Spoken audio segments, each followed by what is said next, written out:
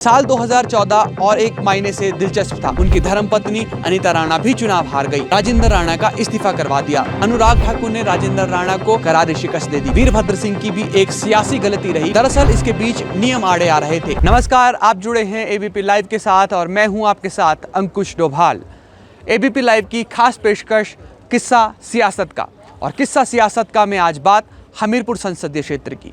साल 2014 के आसपास का वो वक्त तो आपको याद होगा जब पूरे देश में नरेंद्र मोदी की लहर नज़र आ रही थी, और इसका असर साफ तौर पर तब नज़र आया जब इसके परिणाम आए।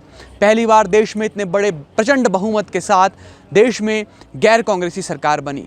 साल 2014 और एक महीने से दिलचस्प था। साल 2014 का जो हमीरपुर संसदीय क्षेत्र का चुनाव था वो कांग्रेस पार्टी से राजेंद्र राणा ने लड़ा, लेकिन इससे पहले राजेंद्र राणा को अपने विधायक पद से इस्तीफा देना पड़ा था। इसके पीछे की कहानी भी बेहद दिलचस्प है। साल 2012 में राजेंद्र राणा आज़ाद प्रत्याशी के तौर पर चुनाव जीत कर आए थे।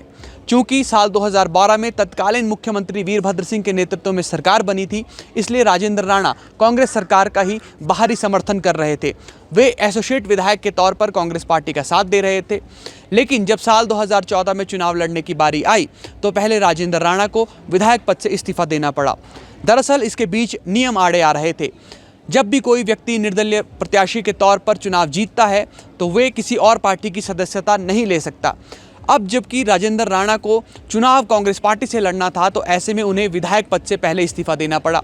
साल 2014 का चुनाव हुआ और इसमें राजेंद्र राणा की बुरी हार हो गई। अनुराग ठाकुर ने राजेंद्र राणा को करारी शिकस्त दी। अनुराग ठाकुर लगातार तीसरी बार सांसद बनने के लिए चुनावी रण में थे और राजेंद्र राणा को उस वक्त ऐसा लग रहा था कि वो इस चुनाव को आसानी से जीत जाएंगे। लेकिन इस बीच हुआ ये कि राजेंद्र राणा को जब विधायक पद से इस्तीफा देना पड़ा तो विधानसभा ने इसकी जानकारी चुनाव आयोग को भेजी और चुनाव आयोग ने आचार संहिता से पहले ही लोकसभा चुनाव के साथ सुजानपुर विधानसभा क्षेत्र में भी उपचुनाव की घोषणा कर दी।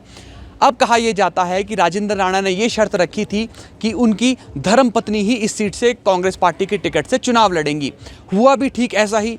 अनीता राणा को कांग्रेस पार्टी की टिकट मिली। अनीता राणा ने सुजानपुर विधानसभा क्षेत्र का उपचुनाव लड़ा। लेकिन मोदी लहर इतनी ज़्यादा प्रभावी थी कि उस दौरान नरेंद्र ठाकुर ने अनीता राणा को हरा दिया। इस पूरे मामले में और इस पूरे सियासी घटनाक्रम में राजेंद्र राणा को दोहरा नुकसान झेलना पड़ा। एक तो राजेंद्र राणा की विधायकी चली गई और साथ ही साथ उन्हें सांसद के चुनाव में भी करारी शिकस्त का सामना करना पड़ा। यही नहीं, उनकी धर्मपत्नी अनीता राणा भी चुनाव हार गई। अब साल 2014 से साल 2017 तक राजेंद्र राणा को घर पर बैठने के लिए मजबूर होना पड़ा।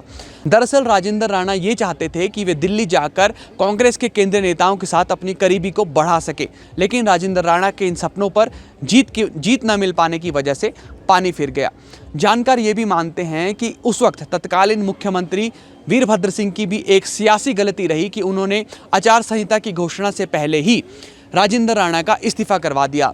अगर आचार संहिता की घोषणा हो जाती तो उस वक्त उपचुनाव की घोषणा सुजानपुर विधानसभा क्षेत्र के लिए ना होती और बाद में संभवतः राजेंद्र राणा उपचुनाव में दोबारा जीतकर विधानसभा पहुंच जाते। इसकी वजह ये थी क्योंकि साल 2012 से साल 2017 तक वीरभद्र सिंह ने पूरे दमखम के साथ कांग्रेस की सरकार चलाई। अमूमन सियासत की दुनिया में ये माना जाता है कि राज्य में जिसकी सरकार होती है उसका प्रभाव उपचुनाव में काफ़ी ज़्यादा देखने के लिए मिलता है। लेकिन राजेंद्र राणा का ये पूरा दाव उल्टा पड़ा और उसके बाद राजेंद्र राणा को एक लंबे वक्त तक घर बैठना पड़ा।